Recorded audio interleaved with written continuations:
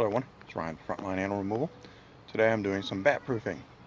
Usually when I'm doing bat proofing, I'm trying to make everything invisible and unnoticeable. But today I'm adding a decorative element. So let me show you. See that gap at the top of the bricks? Bats are landing in up there. That gap's about 1.5 inches.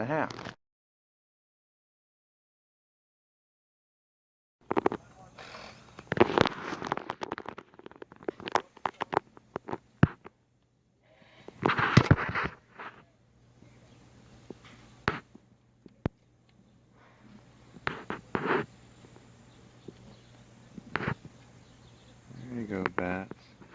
You don't like the bright light, do you?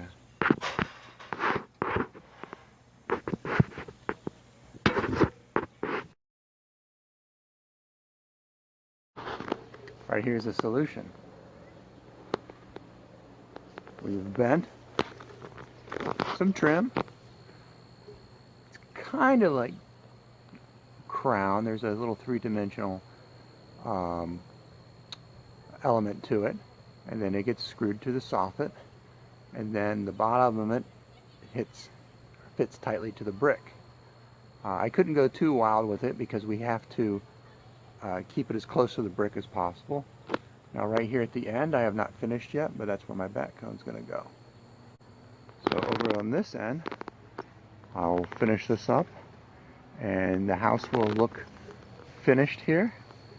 The soffits will need painted because they got some overspray from painting the brick.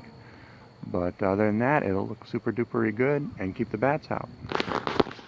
So every once in a while, we get to add a little bit of zest to the house. Thank you.